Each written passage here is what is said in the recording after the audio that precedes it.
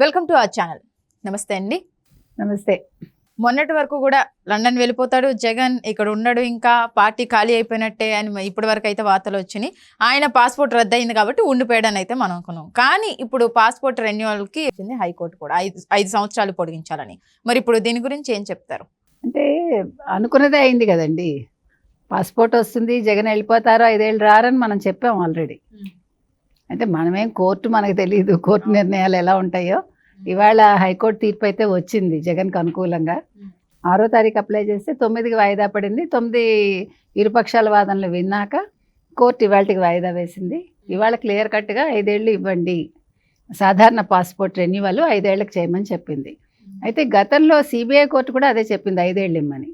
కానీ విజయవాడ పాస్పోర్ట్ కార్యాలయంలో సంప్రదిస్తే వాళ్ళు అక్కడ మాత్రం ఆ ప్రజా ప్రయోజనాల కోర్టు ఏదైతే ఉంటుందో వాళ్ళు 1 ఏడాదే అన్నారు.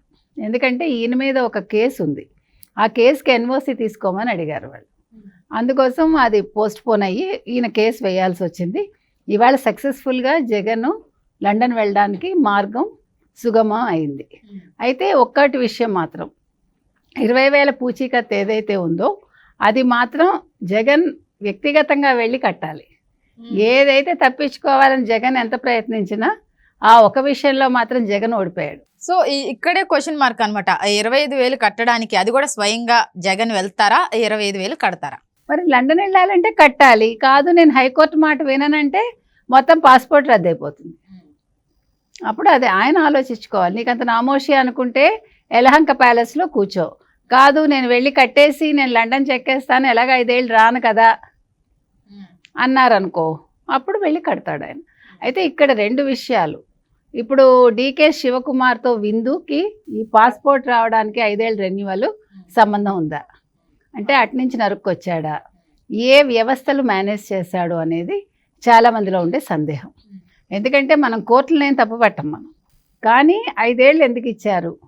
10 ఏళ్ల నుంచి అసలు కోర్టు మొహం చూడకుండా వాయిదాలు తీసుకున్న పెద్ద మనిషి ఇప్పుడు ఆల్రెడీ రోజువారీ విచారణ జరపాలని ఆదేశించాక ఎలా కోర్టు మెట్లు ఎక్కకుండా తప్పించుకుంటున్నాడు అనేది సాధారణ జనం అడుగుతున్నారు. ఎందుకు అడుగుతున్నారు?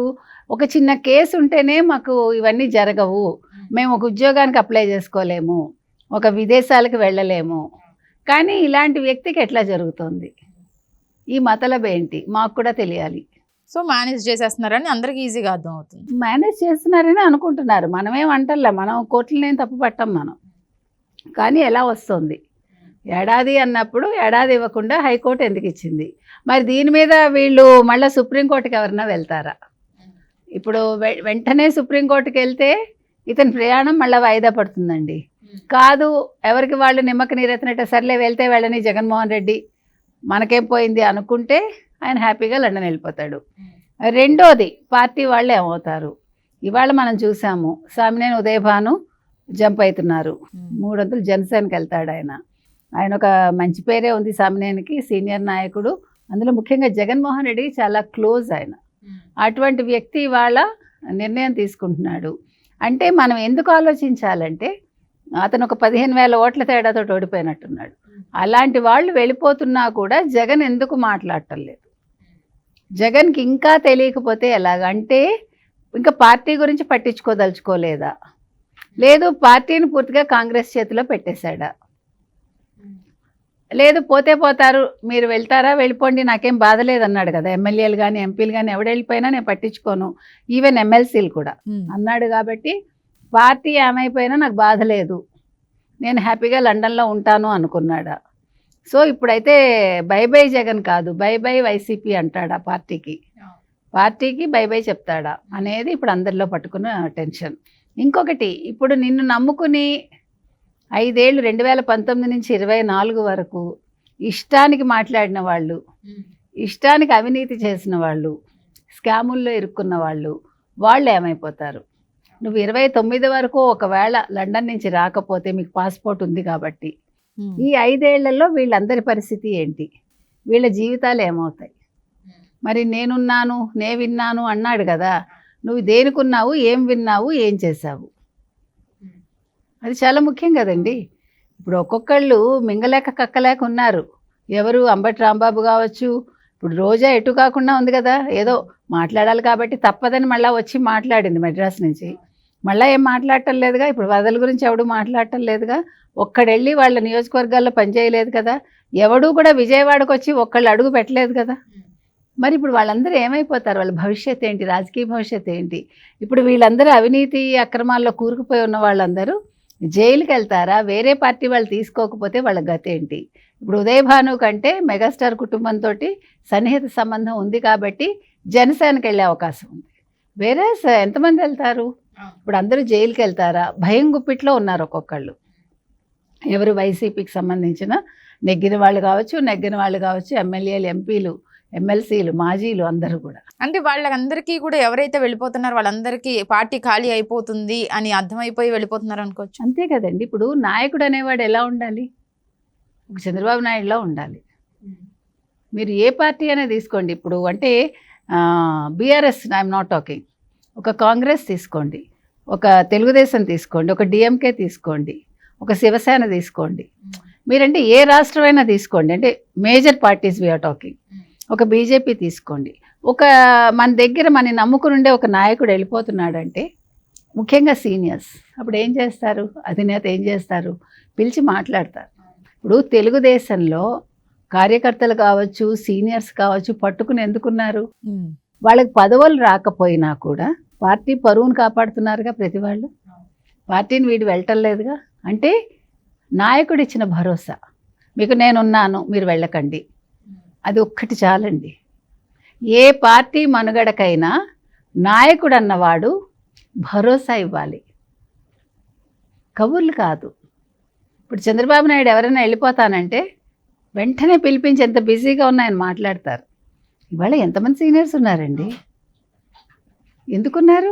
పార్టీ ఓడిపోయినప్పుడు ఉన్నారు, గెలిచినప్పుడు ఉండటం గొప్ప కాదు. ఓడిపోయినప్పుడు దిక్కుతోచని స్థితిలో కూడా పార్టీని వదిలిపెట్టకుండా ఉండేవాడే నిజమైన రాజకీయ నాయకుడు, నిజమైన నేత.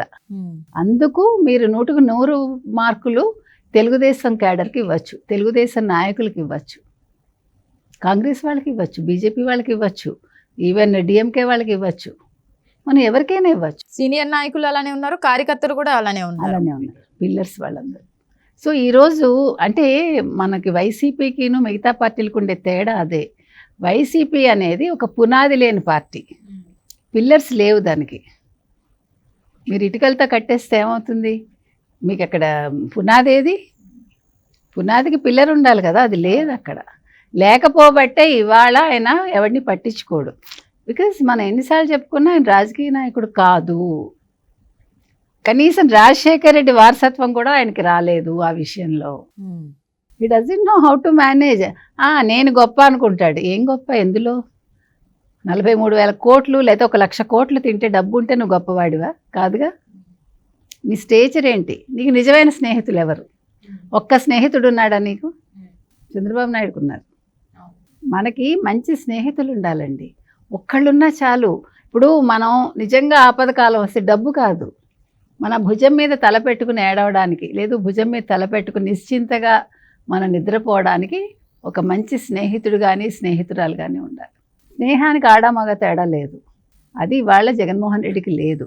ఏది ఏవైనా ఇవాళ కోర్టు తీర్పు అనేది వైసీపీ పార్టీకి ఒక రకంగా ఒక పెద్ద బ్లో. అది అంటే వాళ్ళల్లో ఒక అనిశ్చితి, వాళ్ళకి they don't know what to do now. నిజంగా చూడండి, కకావికలం అయిపోతుంది పార్టీ.